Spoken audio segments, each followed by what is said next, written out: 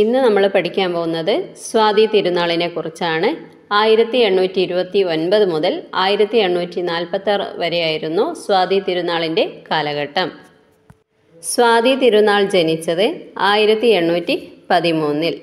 തിരുവിതാംകൂറിൻ്റെ സുവർണ കാലഘട്ടം എന്നറിയപ്പെട്ടിരുന്നത് സ്വാതി തിരുനാളിൻ്റെ കാലഘട്ടമായിരുന്നു. എന്തായിരുന്നു സ്വാതി തിരുനാളിൻ്റെ കാലഘട്ടം എന്നറിയപ്പെട്ടിരുന്നത്? സുവർണ കാലഘട്ടം. ഗർഭശ്രീമാൻ, ദക്ഷിണഭോജൻ എന്നീ പേരുകളിൽ അറിയപ്പെട്ടിരുന്നതും സ്വാതി തിരുനാളായിരുന്നു. സ്വാതി തിരുനാളിൻ്റെ യഥാർത്ഥ പേര് രാമവർമ്മ.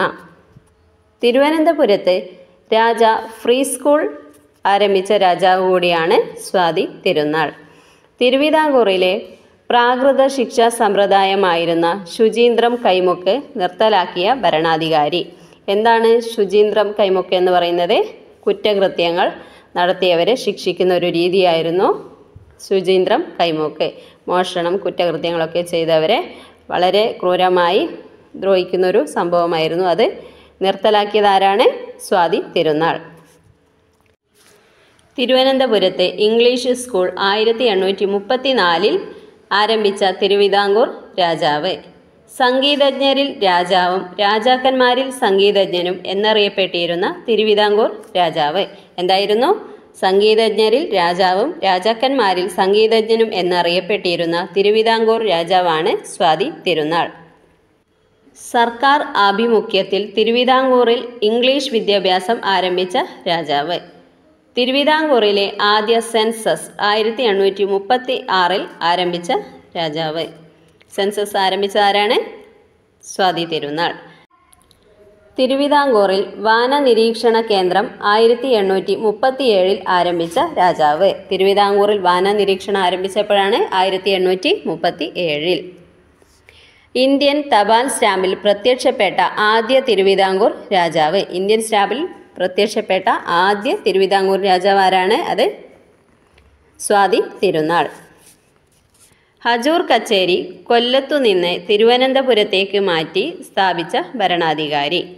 തിരുവിതാംകൂറിൻ്റെ ആദ്യ ഇംഗ്ലീഷ് മലയാളം കലണ്ടർ പുറത്തിറക്കിയ തിരുവിതാംകൂർ രാജാവ്. എപ്പോഴായിരുന്നു? 1839 ആദ്യ ഇംഗ്ലീഷ് മലയാളം കലണ്ടർ തിരുവിതാംകൂറിൽ ഇറക്കിയ രാജാവ്. മോഹിനിയാട്ടത്തിന് പ്രോത്സാഹനം നൽകിയ തിരുവിതാംകൂർ രാജാവ്. തിരുവനന്തപുരത്തെ പ്രശസ്തമായ Kuthiramalika, civil hospital, public library, engineering വകുപ്പ്, ഗവൺമെൻറ് പ്രസ്, തിരുവനന്തപുരത്തെ മൃഗശാല, നക്ഷത്ര ബംഗ്ലാവ് എന്നിവ പണി കഴിപ്പിച്ച തിരുവിതാംകൂർ രാജാവ്. ഇതിൽ നക്ഷത്ര ബംഗ്ലാവും മൃഗശാലയും ഇമ്പോർട്ടൻ്റ് ആണ്, നന്നായി പഠിക്കുക. Okay, next. തിരുവനന്തപുരത്തെ നക്ഷത്ര ബംഗ്ലാവ് സ്ഥാപിതമായ വർഷം 1837. എപ്പോഴായിരുന്നു? 1837 തിരുവനന്തപുരത്തെ നക്ഷത്ര ബംഗ്ലാവ് സ്ഥാപിതമായത്. സ്വാതി തിരുനാളിൻ്റെ സമയത്തെ ബ്രിട്ടീഷ് റെസിഡൻറ്റ് ആരായിരുന്നു? കല്ലൻ സാഹിബ്. നിയമകാര്യങ്ങളിൽ സ്വാതി തിരുനാളിനെ സഹായിച്ചിരുന്ന വ്യക്തിയായിരുന്നു കല്ലൻ സാഹിബ്. സ്വാതി തിരുനാളിൻ്റെ കാലത്ത് സുബ്ബാനന്ദ ദിവാനും കണ്ടൻ മേനോൻ ദിവാനും പേഷ്കറുമായിരുന്നു. ഇരൈമാൻ തമ്പി സ്വാതി തിരുനാളിൻ്റെ സദസ്യനായിരുന്നു. സ്വാതി തിരുനാളിൻ്റെ സദസ്യനാരായിരുന്നു? ഇരൈമാൻ തമ്പി. ഇത് ഇമ്പോർട്ടൻ്റ് ക്വസ്റ്റ്യൻ ആണ്. സ്വാതി തിരുനാളിൻ്റെ സദസ്സിലെ ആസ്ഥാന വിദ്വാൻമാർ ആരായിരുന്നു? തഞ്ചാവൂർ നാൽവർ. ആരായിരുന്നു? തഞ്ചാവൂർ നാൽവർ. ഇതും ഇമ്പോർട്ടൻ്റ് ആണ്. 1846 ഡിസംബറിൽ സ്വാതി തിരുനാൾ നാടുനീങ്ങി. 33 വയസ്സായിരുന്നു. സ്വാതി തിരുനാളിൻ്റെ പ്രധാന കൃതികൾ, ഇതും ഇമ്പോർട്ടൻ്റ് ആണ്. ഭക്തമഞ്ജരി, ഉത്സവ പ്രബന്ധം, പത്മനാഭ ശതകം, സ്യാനന്ദപുര വർണ്ണപ്രബന്ധം, ഇത്രയുമാണ് പ്രധാന കൃതികൾ. ഇതൊക്കെയാണ് ഭക്തമഞ്ജരി, ഉത്സവ പ്രബന്ധം, പത്മനാഭ ശതകം, സ്യാനന്ദപുര വർണ്ണപ്രബന്ധം, ഇത്രയുമാണ് പ്രധാന കൃതികൾ. കർണാടക സംഗീതത്തിലും വീണാവായനയിലും തൽപരനായിരുന്ന തിരുവിതാംകൂർ രാജാവ്. സദസ്സിലെ പ്രശസ്തരായ സംഗീതജ്ഞർ: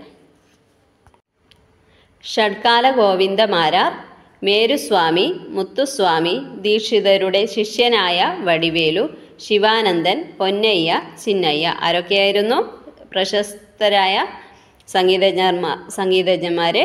ഷഡ്കാല ഗോവിന്ദമാരാർ, മേരുസ്വാമി, മുത്തുസ്വാമി ദീക്ഷിതരുടെ ശിഷ്യനായ വടിവേലു, ശിവാനന്ദൻ, പൊന്നയ്യ, ചിന്നയ്യ എന്നിവരായിരുന്നു. 18ലധികം ഭാഷകൾ അനായാസേന കൈകാര്യം ചെയ്ത ഭരണാധികാരി കൂടിയാണ് സ്വാതി തിരുനാൾ. മുൻസിഫ് കോടതി സ്ഥാപിക്കുകയും ചെയ്തു. ഇത്രയുമാണ് നമുക്ക് സ്വാതി തിരുനാളിനെ കുറിച്ച് പഠിക്കാനുള്ളത്. അടുത്ത ക്ലാസ്സിൽ ഇരയിമാൻ തമ്പിയും ഉത്രം തിരുനാൾ മാർത്താണ്ഡവർമ്മയും കുറിച്ച് പഠിക്കാം. Thank you.